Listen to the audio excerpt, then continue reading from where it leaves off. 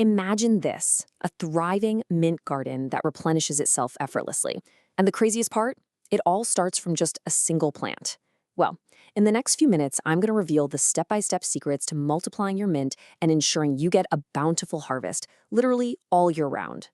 Welcome to This Explainer. Today, we are diving into one of the most rewarding, fast-growing, and honestly, unstoppable herbs out there. Yep, we're talking about mint.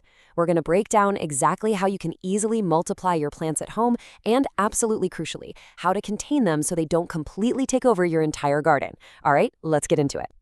We've got a great roadmap lined up for you. We'll start with the magic of mint, dive into the three main propagation methods: stem cuttings, root division, and growing from seed, and then wrap up with optimal care, troubleshooting, and some insider expert tips.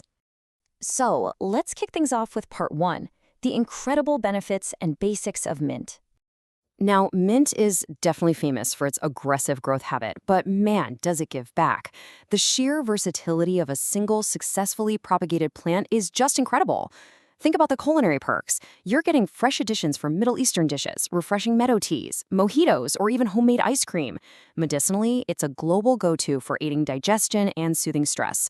Plus, you get that bold, cool menthol scent wafting through your space. Oh, and here's a massive bonus. Potting mint near your brassicas turns it into a natural pest deterrent. It literally repels cabbage moths and aphids for you. Now, when you're deciding exactly how to propagate, you've got to remember this golden rule. Fresh stems favor cuttings, but crowded roots favor division. Meaning, if you just brought home a fresh bunch of stems from the grocery store, you're going to want to use cuttings. But if you're staring at an overgrown, packed pot that looks kind of like a green mop, division is your best friend. It really is that simple. Which brings us perfectly to method one, stem cuttings, and how to root them in water or soil. This first method is absolutely perfect for those fresh stems or grocery store bunches we just talked about. But before you make a single cut, we need a quick plant anatomy lesson. See that small bump or joint on the stem where the leaves emerge? That's called a node.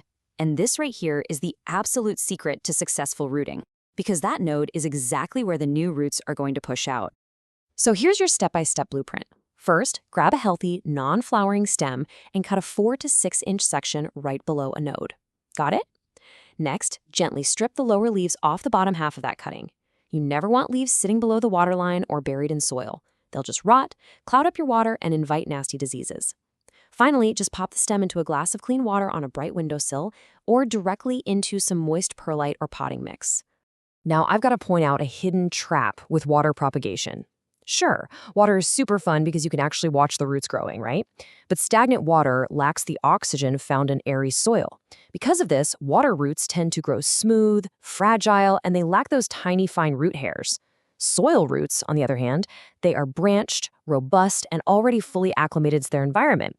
So, if you leave a cutting in a jar of water for way too long, those fragile water roots are going to suffer massive transplant shock when you finally pot them. Timing that handoff is everything. Let's pivot to method two, dividing those crowded, mature plants. So, what if your plant is already mature and totally packed in its pot? That's where division shines. But to understand division, you really need to understand the runner, or stolon. This is an aggressive underground stem that basically sprints horizontally just under the soil surface. Given the right conditions, it shoots out entirely new root systems and vertical shoots. Honestly, I always remind people that this aggressive little runner is the exact reason mint has to be contained like a friendly monster. Seriously, if you don't watch it, it will quietly take over your entire yard. The good news, dividing these runners is incredibly easy, and it gives you a massive head start because, well, the roots are already there.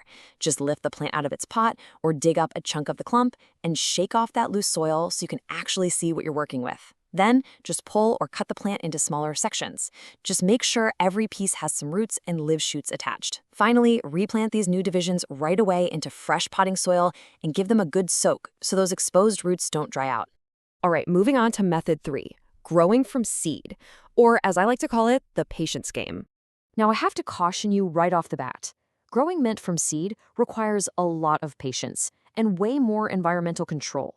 Plus, we need to bust a pretty major gardening myth right now. Did you know true peppermint is actually a sterile hybrid of water mint and spearmint? Yeah. Because of this, it will not grow true from seed. If you buy a packet labeled peppermint seeds, it's probably going to segregate and sprout as a vigorous garden mint with a much more spearmint-leaning flavor. If you want a perfect genetic clone of that peppermint you love, you absolutely have to use stem cuttings or division. Think of seeds as a tool for exploration, not duplication. But hey, if you do want to experiment with seeds, here is your exact blueprint. Mint seeds are incredibly tiny and they actually need light to germinate. That means you must surface sow them. Just press them gently into the soil, do not bury them. You'll also want to keep the seed zone nice and warm, right around 65 to 80 degrees Fahrenheit. Keep the soil evenly moist with a spray bottle, but definitely don't waterlog it. And above all, be patient. Mint has a lower germination rate than a lot of other seeds, so expect to wait a good 14 to 21 days before you see any little sprouts popping up. Now that you've got your babies propagated, let's talk optimal care and troubleshooting to keep that mint thriving. Okay, you did it. You successfully propagated your mint. Now what? Well, your new plant is going to be happiest in a loamy soil with a slightly acidic pH, around 6.0 to 6.5. It absolutely loves full sun to partial shade. And fun fact, full sun will actually increase the potency of its essential oils. It also prefers consistent moisture, but it really hates soggy, waterlogged roots. And listen to me on this one. Always use a container. Whether it's a beautiful pot on your patio or a bottomless container sunk directly into your garden bed, you have got to build boundaries to stop those horizontal runners from invading your other plants. Of course, even with the absolute best setup, things happen. If you're noticing wilting or yellowing leaves on your potted mint, it's almost always a case of overwatering or root rot. The fix? Improve your drainage and let that top layer of soil dry out. Now, if you are rooting a cutting in a jar and the stem turns black or mushy, you've probably got stagnant water that's dropped the oxygen levels. You can fix this by changing the water every 3 to 7 days. And what if you spot fungal infections or mildew? That's usually a sign of high humidity and crowding. Just thin out the plants to get some good airflow going. All right, let's wrap this up with part 6, expert tips and final thoughts to truly master your mint. Let's take you from a beginner to an absolute mint master with a rapid-fire list of insider best practices. First up, remember how we talked about transplant shock earlier? The pro trick is to transfer your water cuttings into potting soil the exact moment the roots are 1 to 2 inches long and just starting to branch. Seriously, don't wait. Next, make a habit of pinching off the flower buds. This forces the plant's energy right back into growing bushier, tastier leaves. When you do harvest, try to cut your leaves in the morning before the hot sun volatilizes those precious essential oils.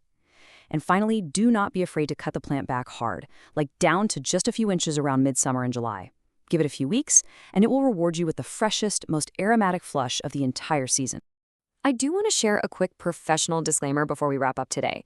While the methods shared in this explainer are tried and tested, individual results may vary depending on specific growing conditions. Always adjust techniques based on your environment and consult local experts if needed.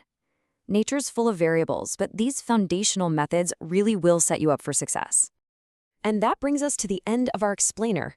Nature can be wild, but you are now the master of your mint, armed with the exact blueprints to multiply it endlessly. So I've got to ask, are you going to build a safe, contained garden for your new plants? Or are you going to let those runners run wild? Let me know your propagation plans in the comments. Thanks so much for hanging out and learning with me today, and happy growing!